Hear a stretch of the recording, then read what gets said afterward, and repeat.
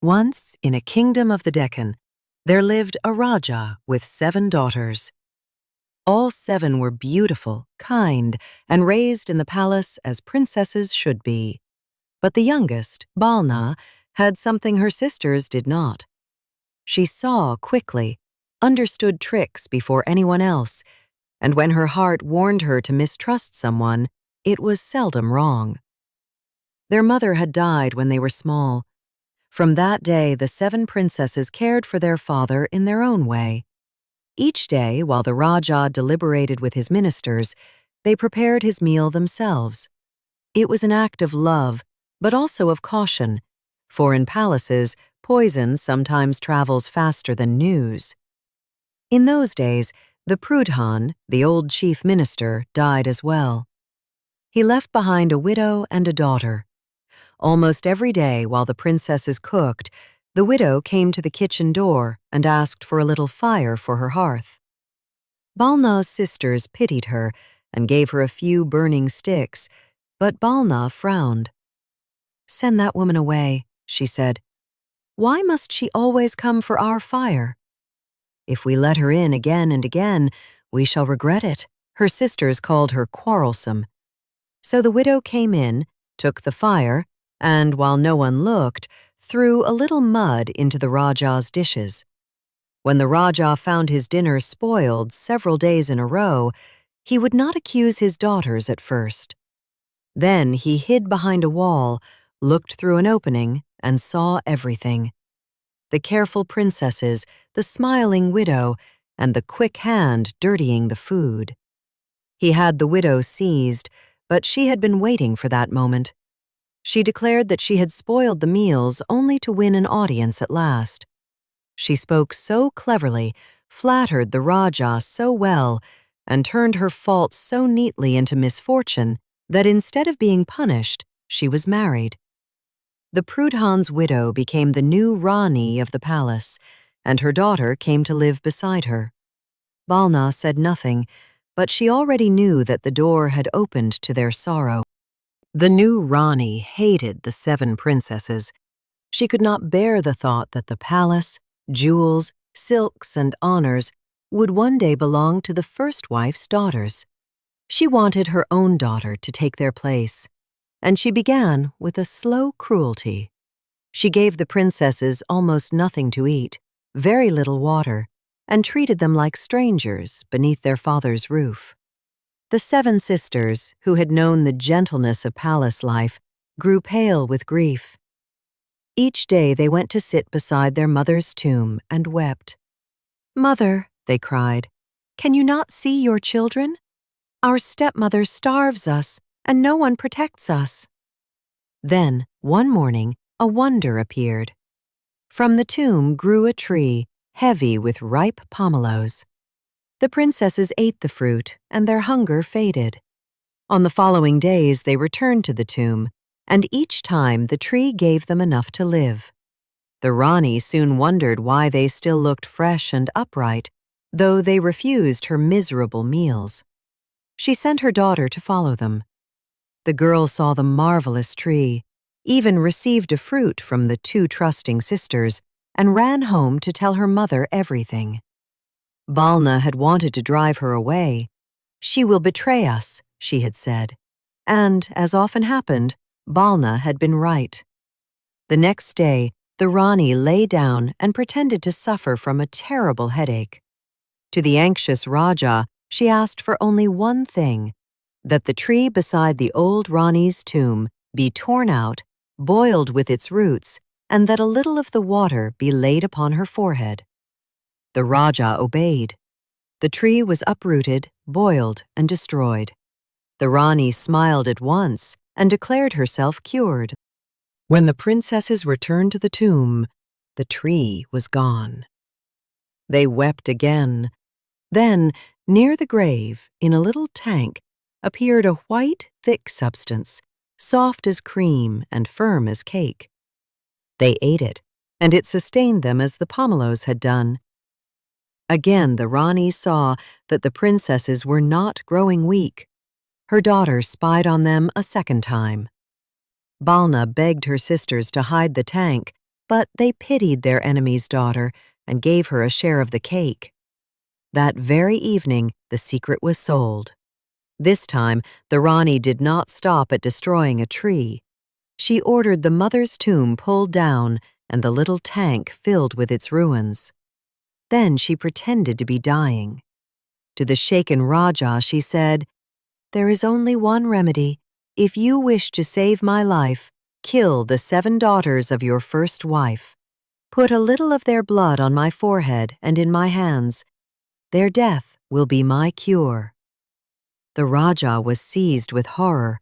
He had promised to do whatever she asked, but he could not raise his hand against his children. So he chose a cowardice less bloody and more sorrowful.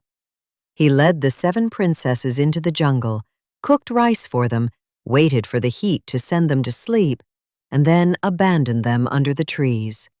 Afterward, he killed a doe, carried its blood back to the palace, and the Ranee believed the princesses dead. In the forest, when the 7 sisters woke, their father was gone. They called until their voices failed. Only the jungle answered. That same day, the 7 sons of a neighboring Rajah were hunting in the forest. As they turned homeward, the youngest stopped. "Listen," he said, "I hear someone crying." The princes followed the voices and found the 7 princesses, alone, exhausted, their hands clasped together. They heard their story and were filled with compassion. Each prince took one princess back to his kingdom, and each married her. The eldest took the eldest, the second took the second, and so it went until the youngest prince, the fairest of all, married Balna. In that new land, there were great celebrations. For a while, sorrow seemed to move away. A year later, Balna had a son. Since none of her sisters had children, the little boy became everyone's joy. He had one mother, but also 6 aunts who loved him as if each had borne him. He had one father, but also 6 uncles who treated him as their heir. Then, one day, the youngest prince went out hunting and did not return. His 6 brothers went to search for him. They did not return either. In the palace, the 7 princesses mourned their husbands without knowing whether they were dead, imprisoned, or lost in some darker enchantment. One afternoon, Balna was rocking her little boy in an upper room. Her sisters worked below. At the palace gate appeared a man dressed in black, saying he was a fakir come to beg. The servants hesitated. The Rajah's sons had vanished, the princesses lived in grief, and the palace was no place for strangers. But the man insisted. He spoke like a holy man, wore the clothing of a holy man, and the foolish servants let him in. He was no fakir. He was Punchkin, a mighty sorcerer. He crossed the halls, saw the wealth, the hangings, and the jewels, and at last came to Balna. He found her more beautiful than anything he had seen. "Come with me," he said. "Marry me." Balna stepped back. Her husband might be dead, or he might still live, but her son breathed in the cradle. "Never," she answered. "I will stay beside my child. I will teach him to become a brave man, and when he is grown, he will search for his father. I will not follow you." Punchkin flew into a terrible rage. With a spell, he turned Balna into a little black dog. Then he carried her out of the palace. When the servants asked where the pretty creature came from, he answered calmly, "One of the princesses gave her to me." And he disappeared. When the 6 sisters went upstairs, they found the baby alone and Balna gone. They understood too late. They searched everywhere for the fakir, the black dog, the print of a foot. They found nothing. So the aunts raised the child. They taught him what they knew, gave him all their tenderness, and hid the whole story for a long time, as one hides a blade from someone still too young to carry it. The boy grew. At 14, he had Balna's quick mind and the courage of someone who had never known his father. One day, His aunts told him everything: the jungle, the 7 marriages, the vanished princes, the false fakir, the little black dog, and his mother taken by Punchkin. The young prince listened without tears. When the tale was finished, he stood. "I am going," he said. "I will seek my father, my uncles, and my mother. If I can bring them back, I will." His aunts tried to stop him. He was their last hope. If he disappeared in turn, the palace would hold only women who had lost everything. But the boy would not yield. For months he traveled and learned almost nothing. Then one day, after hundreds of miles, he reached a strange country. Everywhere stood stones, rocks, and motionless trees, too many of them, and far too silent. In the middle of that landscape rose a great palace with a high tower. Not far away lived the wife of a Mali, a gardener. When she saw the boy, she hurried out. "My child, who are you to come into this dangerous place?" He answered that he was a Rajah's son, searching for his parents, who had been taken by an enchanter. Then the Mali's wife told him what she knew. The palace belonged to Punchkin. All who displeased the sorcerer were changed into stones or trees. Some years earlier, one Rajah's son had come. Then his 6 brothers had followed him. All had vanished in that country, and in the high tower for 12 years lived a captive princess who refused to marry the sorcerer. The boy's heart beat faster. He had reached the edge of his own story. The Mali's wife agreed to help him. So that Punchkin would not know him, she dressed him as her daughter. The young prince took on the appearance of a gardener's girl and waited for his chance. One day, Punchkin saw this supposed young girl in the garden. He thought her pretty, innocent, and harmless. "Tomorrow," he said, "you shall carry flowers to the lady in the tower." The prince hid his joy. He would finally see the prisoner. But how could he speak to Balna beneath the eyes of the sorcerer and his servants?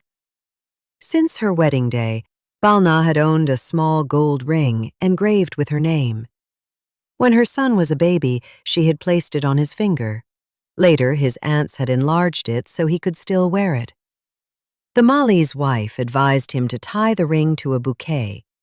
If the prisoner was truly Balna, she would know it. Several days passed.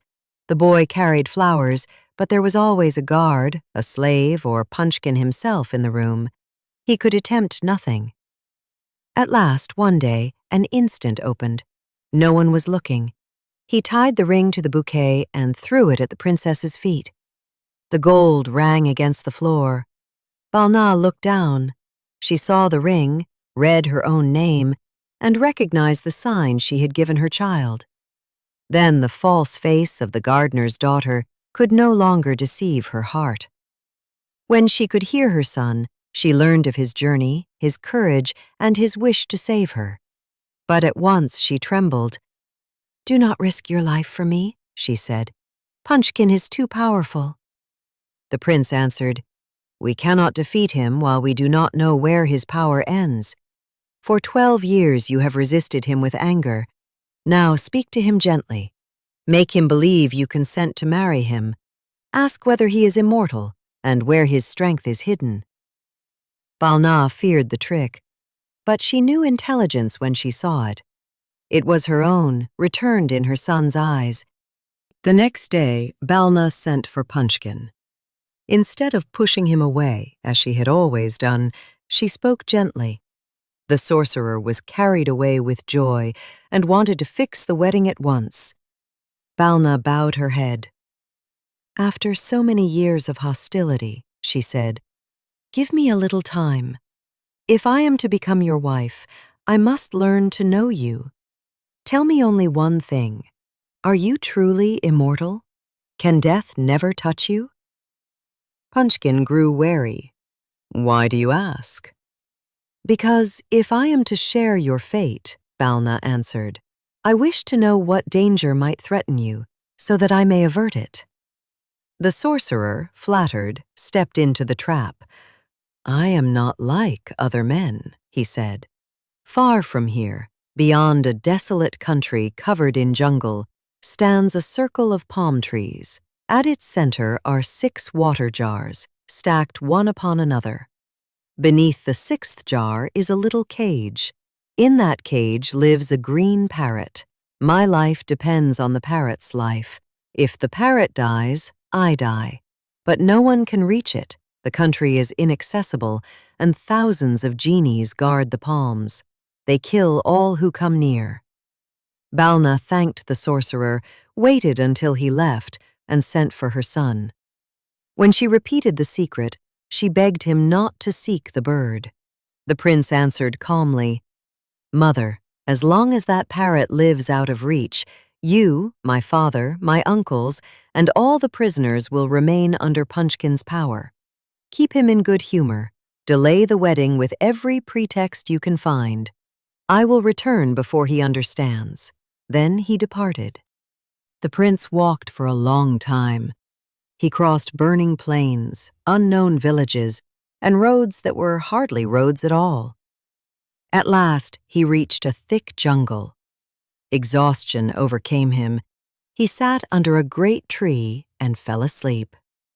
A rustling woke him. Above him, in the branches, was a nest with 2 young eagles. Up the trunk climbed a great serpent. It slid toward the fledglings, slowly and surely, as if it already knew its meal. The prince drew his sword and killed the serpent. At that moment, the air filled with wings. The 2 old eagles were returning from the hunt. They saw the dead serpent, their young alive, and the boy standing beneath the tree. The mother eagle spoke first. "For years, this serpent has devoured our children.